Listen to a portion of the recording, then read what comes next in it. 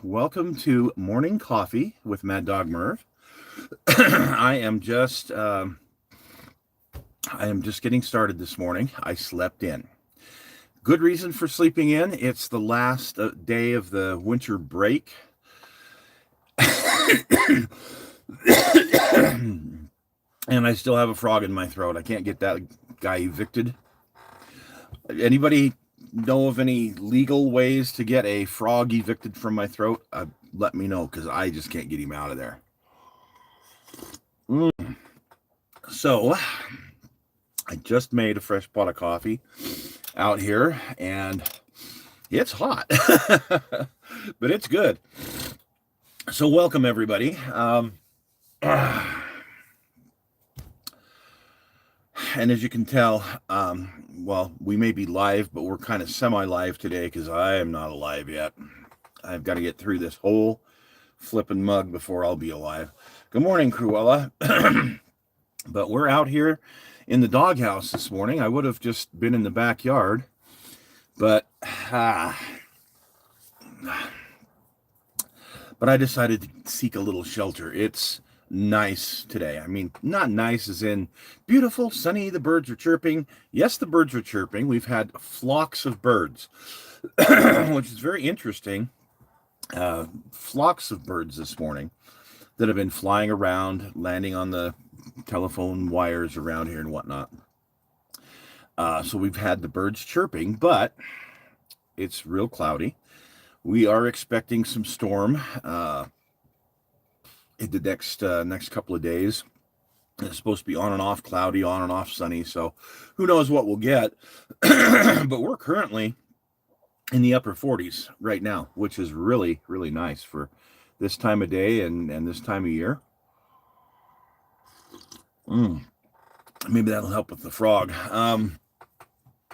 Anyway, no snow yet. I mean, we've had a few flakes. Besides me, we've had a few flakes around here, but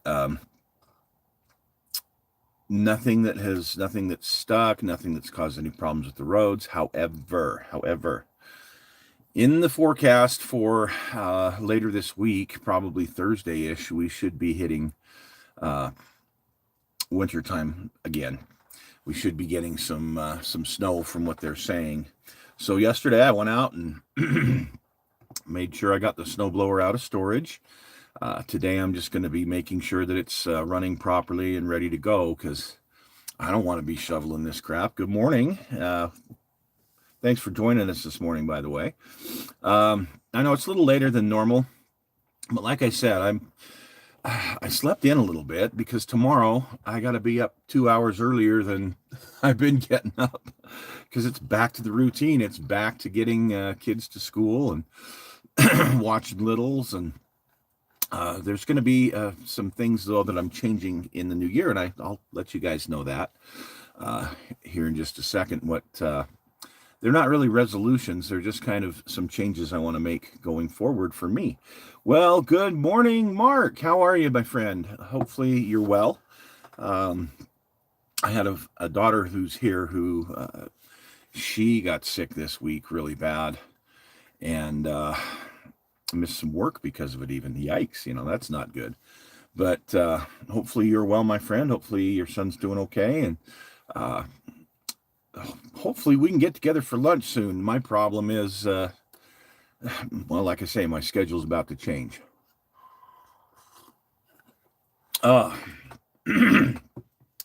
So I've been watching The History Guy, and I wanted to give a shout out to his channel. I've done it before, but The History Guy, history that needs remembering.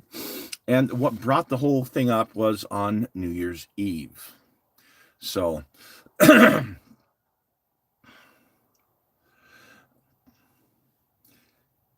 I appreciate, by the way, Mark, I appreciate all the comments and all the communication over the holiday. It was really nice. As you know, the holidays can be difficult for a lot of different reasons. And of course, a lot of mine. But thank goodness the weather was at least decent for us. So on New Year's Eve, I was just going to stay home and paint some minis, and life was going to be great. Well, my son came over to give me some good news about a job. Well, not necessarily a job opportunity, but something that will pay some money, not a regular job, but a side hustle type of thing. But that this summer, I want to say it was Milwaukee. Was it Milwaukee? Because if it is, then I'm going to the Harley Museum. But anyway, somewhere back east there, they're going to be traveling in June to do a performance, and invited me to go. I thought, wow, this is pretty neat. He says, why don't you come over tonight? We're going to be by the fire and just kind of celebrating, the new year. Okay, fine. So I go over, and some of my family and some of our friends are over there. And one of the gentlemen in particular is a history teacher. He is a high school history teacher, and he teaches history at the high school I used to work at and supervise over. So we have a lot to talk about, a lot of commonality, but I thoroughly enjoy talking history to somebody who is, like a history teacher, professor, anybody like that I could get into those intellectual conversations with. And what was really neat about talking to him, I asked him where we were in the curriculum right now. He says, we're talking about World War One. And so we kind of went into some things about that. But here's what I really like about his teaching is he doesn't teach facts and figures as much because they're forgotten. I mean, it's just something you don't remember, especially if you're not interested in history. But it's philosophy of history. So how did this make you feel? How do you think this changed our world? What lessons can we learn from, this or this? And he kind of gave me the same questions that he would question his students on a final exam. And it was wonderful. It was wonderful because it wasn't about how much I knew. It was about how I had thought. What my thoughts were, how I thought it affected the world, or I thought it affected me, or whatever. Great conversation. A couple hours later, oh, it's midnight now. Yeah, I guess we better say Happy New Year. They went on to stay up till 7 a.m. They wanted to watch the sun come up. And unfortunately, it clouded up, so they couldn't see that. But they stayed up all night, which good for them. I came back home and I went to bed because I knew I had things to do the next morning. But it was a fun New Year's Eve, and I hope that you guys all had a good New Year's Eve. I hope you took some time to reflect, which is what I did, on some of the great things that happened this last year. And I know we didn't have a show on it this year. We usually do, but we didn't this year. But some of the highlights for me was that car show that I went to on the 4th of July with some family, and met one of my friends from high school with his Shelby convertible, and just had a wonderful, wonderful time. The trip that I took with my kids down to Mesquite and St. George, Utah, that was, again, another highlight. I looked at some of the builds that I did, some of the things that I was able to accomplish in here, and there was some fun stuff. Hey, good morning, Breaker Broke 23. I have been needing to talk to you about something that I got an email about. So let's talk this week. With all the holidays going on, I didn't want to bother you. I didn't really want to respond to these people because they're calling me or they're messaging me, just a week before Christmas. But an opportunity's come my way. Hey, good morning, Craig. Anyway, there's an opportunity, and I wanted to talk to you about it because I'm sure you get emails like this all the time. So good to see you, Breaker Broke, and Happy New Year to you. Happy New Year to all you guys. Craig, it's good to see you on here. So this year coming up, some changes for me in that my one daughter, who's cute little boys I watch a lot, she's actually got a new job, a full-time job as a caretaker, and it pays better and it's closer to home. Anyway, I won't be watching the boys the same times that I was before. So now that's going to change my schedule a little bit. Certain days that I used to have open, I'm now going to not have open. And then days that I was busy before, I'll be free. So that's awesome. But I decided that this year I'm going to get back on a schedule. After all these years of being on a schedule and then being free, being retired, I'm going to get back on a schedule. I'm going to start working 3 days a week, and going to work this out with my daughter as far as which 3 days, but I'm going to work part-time from like 9 to 1. And the work I'm going to do is all going to be centered around things that I can do with the computer, with the minis. So for example, nameplates for some of the, and I don't have any out here, but nameplates for some of these little miniatures that I've been doing. Another one for the algorithm. Yeah, buddy. Some of these nameplates I've been working on for the minis that I do. So imagine, yeah, a thumbs up would be nice, guys. I would like the thumbs up on all of this. So you guys remember, my Danny Coker that I got a while back, and since then I've picked up the rest of the group and I've 3D printed them much better than the one I got off eBay. I mean, he's okay, but they printed him at a level that was like 050 because it's more economical. Yeah, well, it leaves lines in him is what it does, where my prints are all 020 on there, the layer height, and so it's hard to find layers in my prints. Anyway, so I've got these little name tags now that I can put on the base, and I think that locally here I'm going to go into business selling them to the Warhammer guys and some of the other wargaming guys that are interested, because a lot of them have made comment about, yeah, that's really cool, you can do the name on the base type of thing. Well, I can now, and it took me some time in Blender to figure out how to do it, but was able to make it happen. So between that and those busts that I've been working on for Kit Links that it looks like we're going to be selling through the store in the near future, I thought, well, it'd be good to get on a regular, schedule of work. So that's kind of what my big thing that I'm going to be doing is trying to peddle some of my miniature creations. So we'll see how that goes. I want to show you guys, and Mike, you're going to love this. So I put it back here. I have a project going on right now that is one of those, what do they call them? Bucket list projects. So as you guys know, I'm a big fan of the Mercury Cougar. It was my first car. It's, I always loved the 67, 68 Mercury Cougar. Well, I always wanted a convertible, but they never made a convertible of it.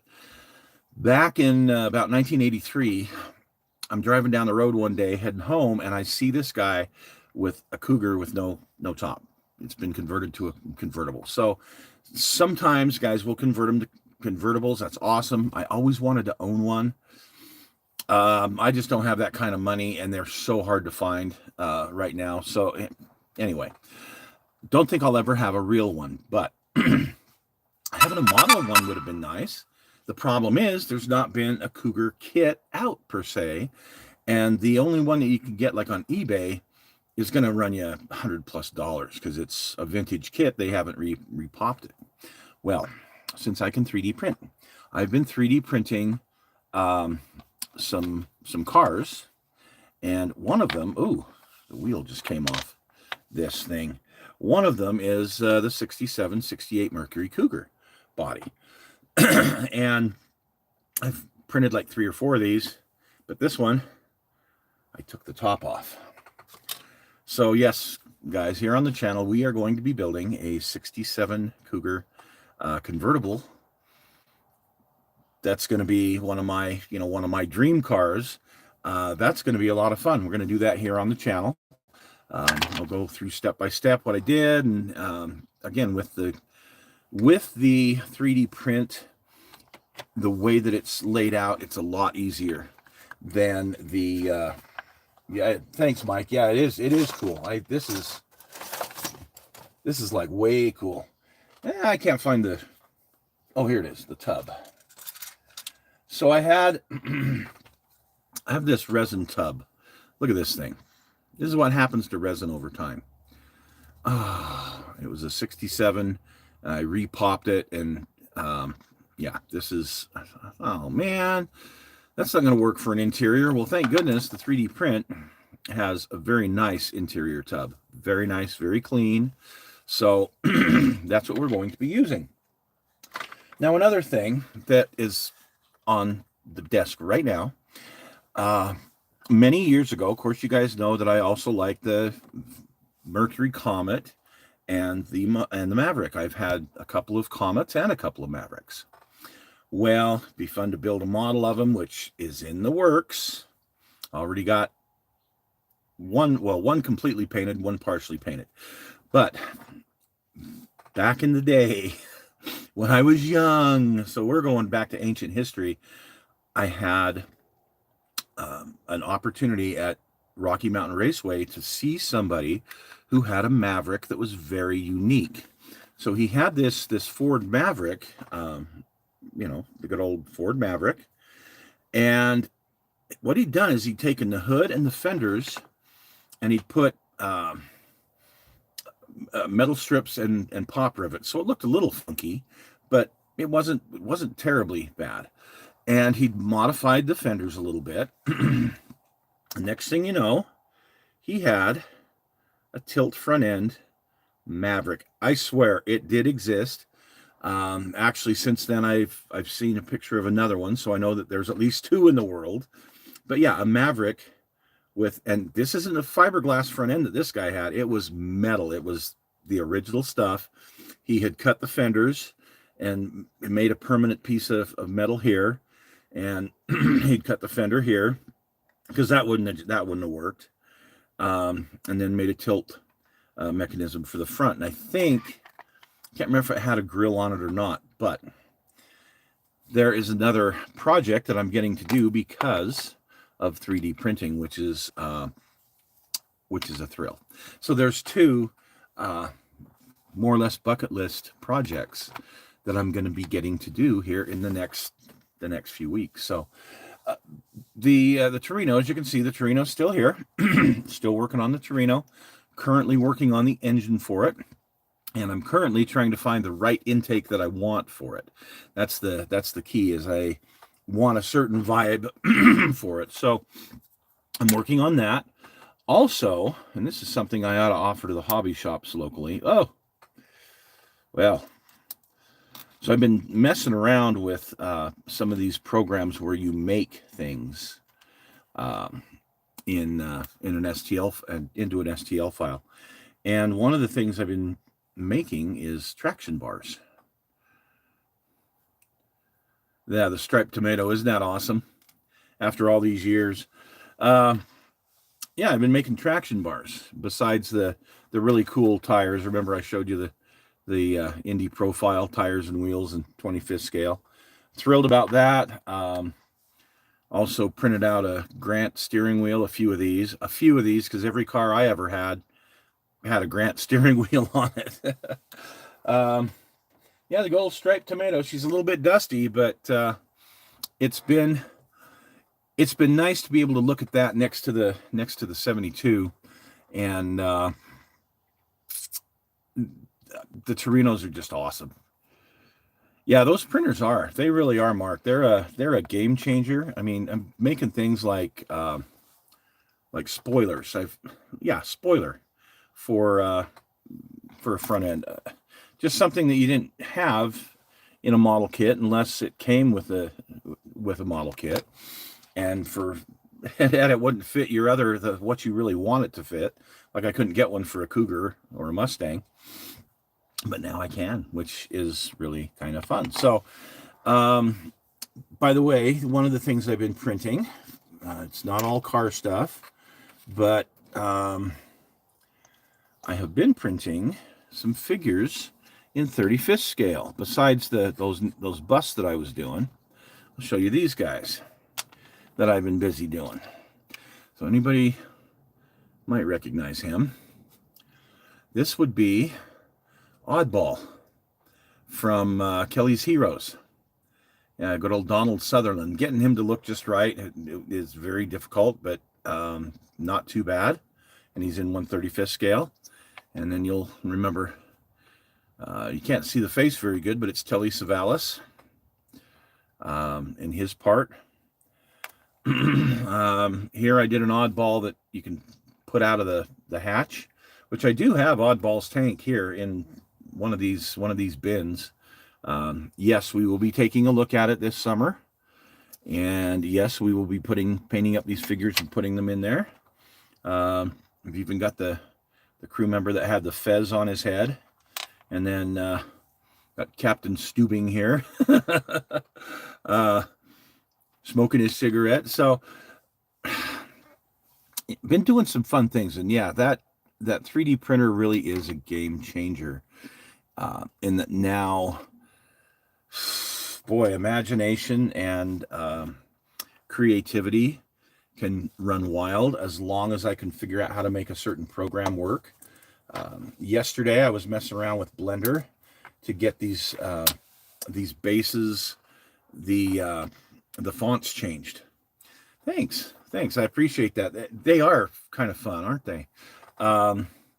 Something that these figures were offered years ago in resin. Somebody had done a sculpt and done them in resin, but good luck finding them. Just like all these other cottage industries, they'll get a run of them. There might be 50 or 60 out there in the world, and then the guy decides, I'm done, I'm shutting down business, and they're just not available anymore. So they're very, very hard to find if you can find them. I think Jaguar came up with their attempt at it in the mainstream marketing, but good luck finding one of those as well. So, and here was a fun one. This was my uncle. Remember, I did those prints. This is taken from a picture of him in his uniform. I think it was shortly after he got home. But my uncle and Mike, you'll recognize the name Jim Gerbig. So my cousin Jim, who Mike and I went to school with, this is his dad, and his dad was awarded the Bronze Star in I think it was for an action in Belgium, not France. It may have been France, but Lippenhages, wherever that is. Anyway, he was not part of the Lost Battalion, but the designation of his unit was the same as the Lost Battalion. But he actually, one of those things where machine gun nest and, defense and wiping out, whole German patrol type of thing. He was awarded a Bronze Star.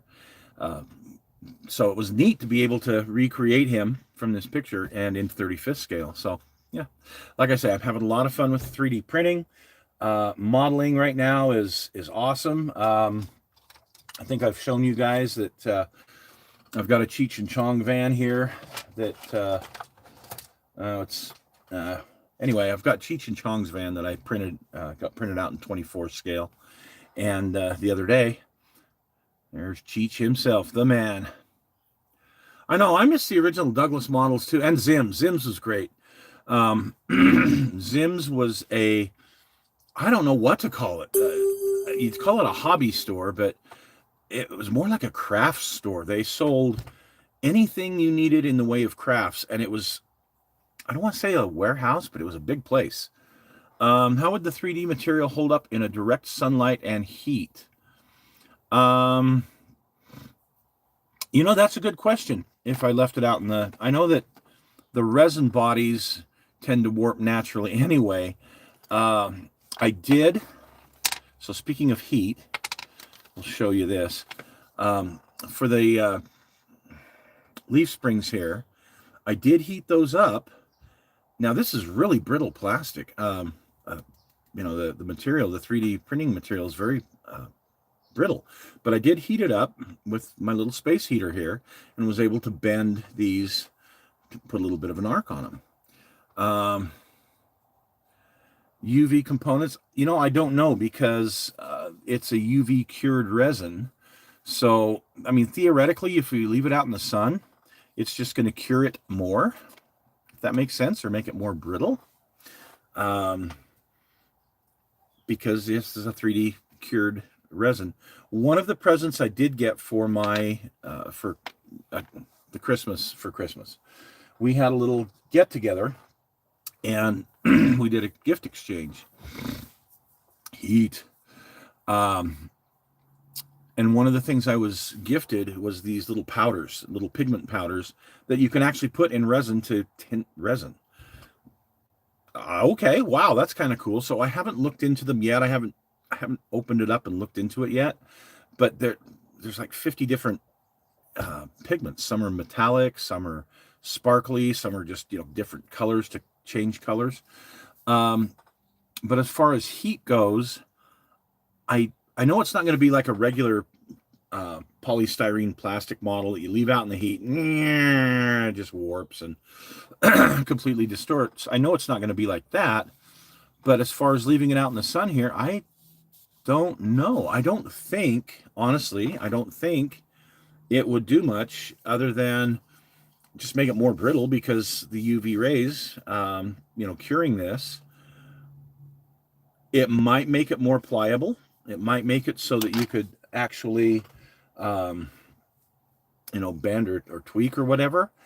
But I can't imagine that it would. It's not going to melt it. So I don't know, Mike. That's a great question. And I have just the thing. When it does warm up, I have some parts here that I can put out in the sun, and we can try it. But interesting. It is very, very interesting.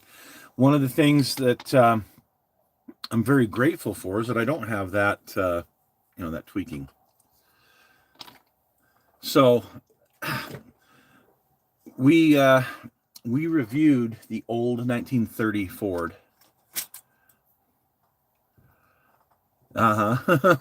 It sure will be. Yeah, that will be. We'll do an experiment. We'll take it out and we'll test drive it in the sun, so to speak, and we'll see what happens. That's a great idea, guys. I appreciate that. So that 30 Ford kit that we reviewed, I got looking at it. It's a neat kit, and somebody made a comment that originally it was like back in 1954 release, and it came as a hot rod and 2 different bodies and a bunch of different stuff. Really neat. But this kit, just a good old flivver. And I got looking at it and looking at the components to see what I could use for the Willies. And I got thinking, I'm probably just going to build that 30 the way it is, because it's really cool. And it'll go well with some of the other cars that I have for my gangster era. That I've done a couple of shows on those cars that I was working on, and I think it'll go good with that. So I'm going to more than likely build it the way it is, probably in lime green. Lime green. Hang on, guys. I got to show you this. So my good friend over in England, Pete, well, he had been building, no place to put that. He had been building a GT500, 68 Shelby GT500. This kit right here. And you can see kind of, that ugly, it's supposed to be, it's a greenish gold. It's not gold. Now, the 30 came in this avocado green plastic, which is neat. But when he started building his GT500 and he was talking about it, it comes in this lime gold. Well, definitely that is a lime, or not lime gold, lime green color. And he made the comment limey green. I thought, come on, Pete, you're from England. You can't be saying that around Americans. We're always going to laugh. So, of course, I laugh. And I love Pete. He's got some great builds. He's a good friend, good. Takes all this weirdness in stride.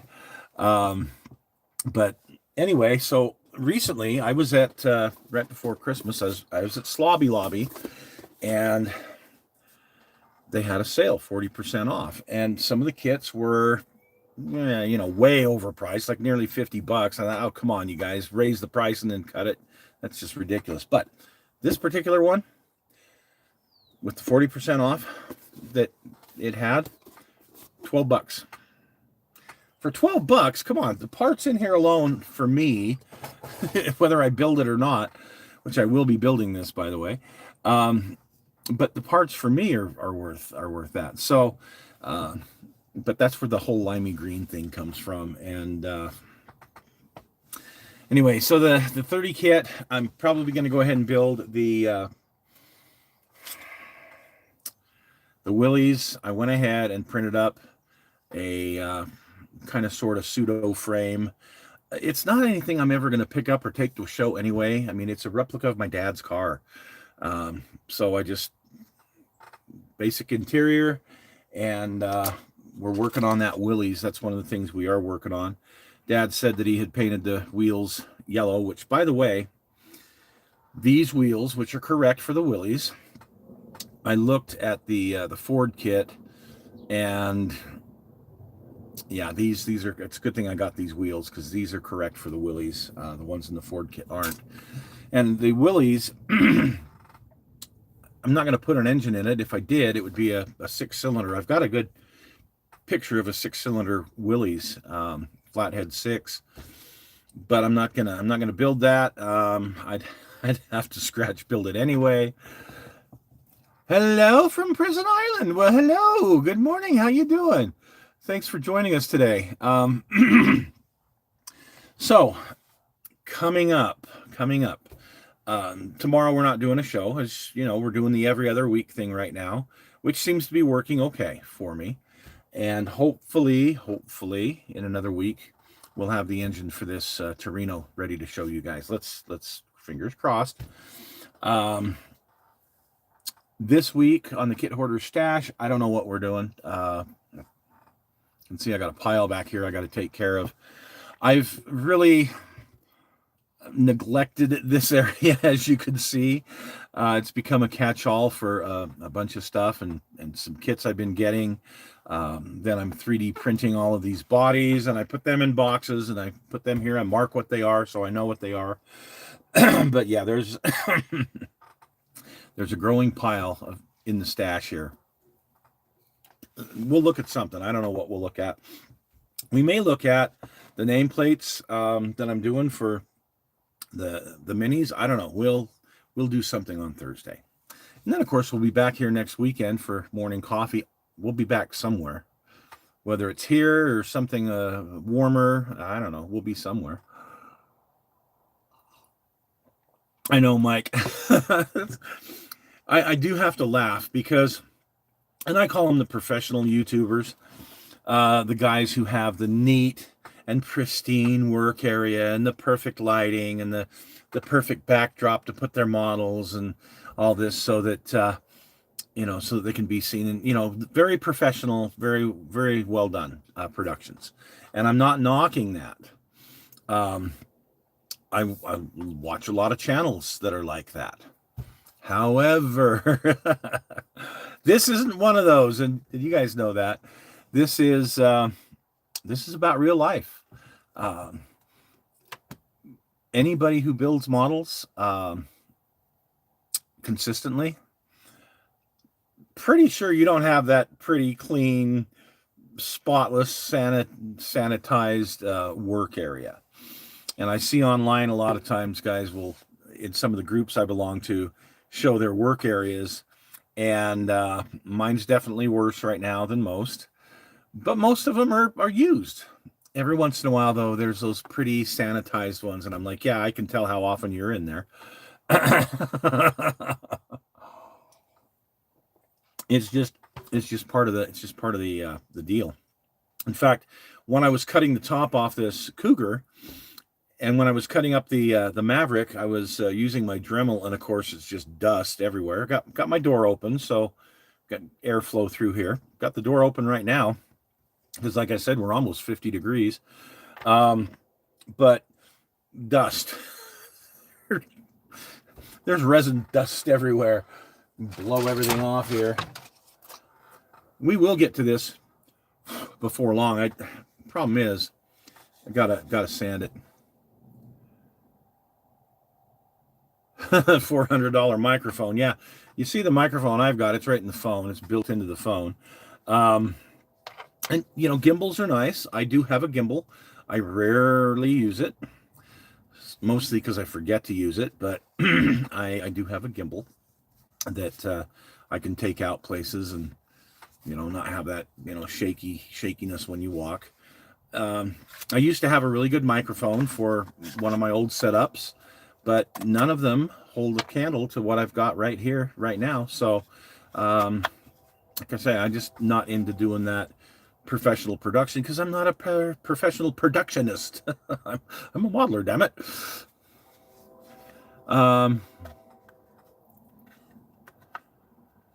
Oh, I know that timeline thing. Yeah, I saw something the other day where like they said the last Pearl Harbor survivor, actually there's about 8 of them left,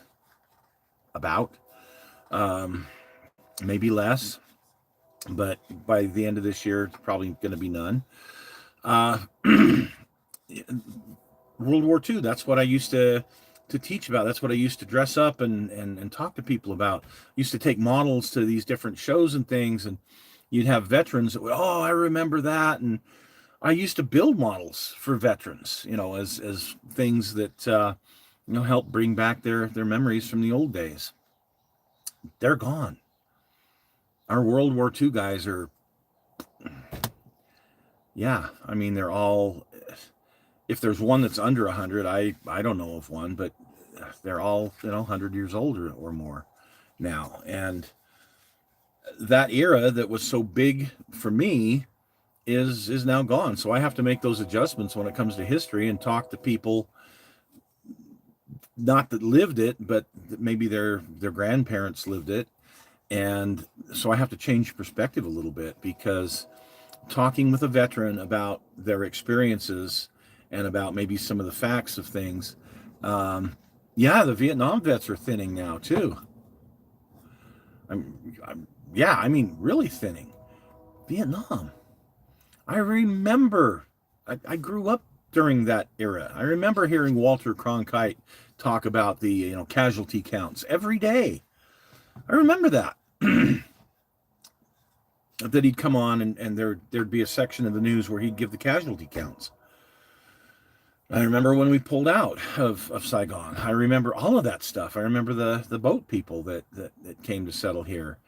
Wow, what an era. And now our Desert Storm vets are retirement age. Wow. Yeah, that's pretty weird. The troops getting, I remember that too. Yeah, that whole Vietnam thing, what a sad era in a lot of ways. True, you're getting into the late 60s, early 70s, the muscle car era, all that fun stuff there, but there was so much that was unfun about that time frame. Because we were changing. The U.S. was growing. We were going from what we were pre-World War II,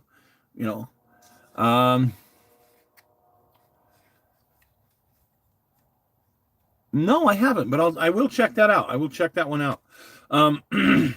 Real quick. Yeah, does this look familiar, guys? So I do have to finish sanding on the top here because it's got the little dimples. Looks like it's got razor stubble. What I consider to be a crappy print, okay? But, losing a tire. anyway, so I do have a little bit of work to do on that one. Um, it's something that we'll be going into more in depth here in the next few weeks. Speaking of Desert Storm veterans, so you saw the one of my uncle that I did. Well, my buddy Mark, not this Mark, but Mark knows which Mark I mean. Mark Miller. This was a picture taken when he boarded the Love boat in the Gulf, and he had his duffel bag with him. But I took that out of the picture and then print. But yeah, this was him getting on board the boat, and they take your formal picture and all that, and they sell it to you. What a racket that is. So I got to paint the cookie chip. This is what his outfit was cookie chip. But yeah, I mean, these guys are getting to be retirement age now. Wow. Time does march on, gentlemen. And trying to preserve history is it changes, it evolves. I never thought that preserving history was going to evolve. I thought that the facts and the figures were what they were, and you just taught them, and all this kind of stuff. No, because your audience changes. The perspective of the people that you're talking to changes, and so talking with them about any of these wars, any of these veterans, any of these stories, they evolve, and so I'm trying to do that too. Okay, take care, Mark. We'll see you soon. We will be talking to you this week, buddy. So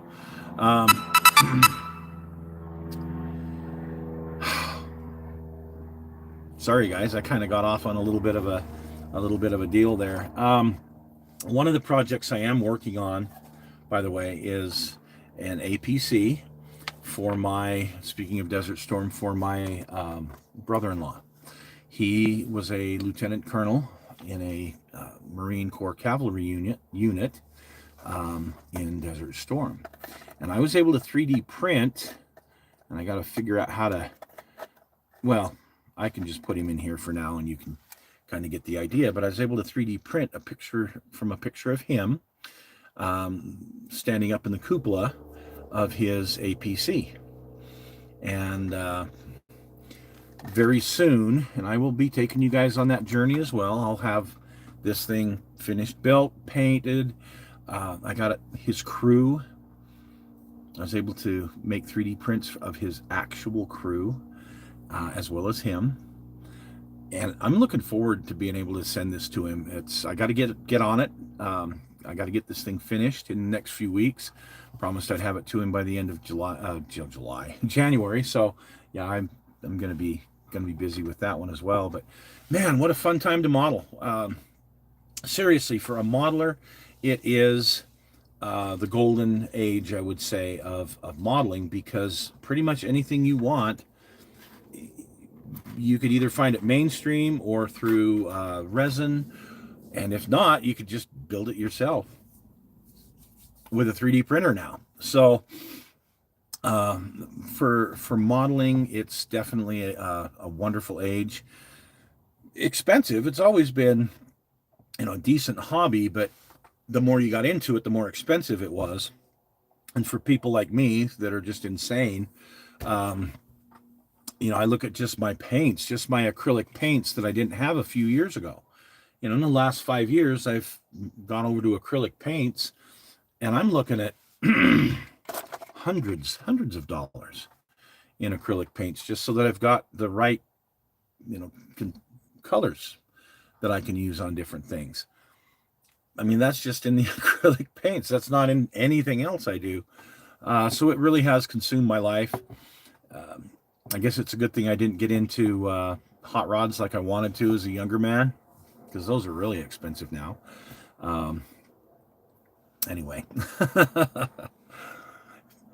life is good. It's a good time. It's a good time for us to.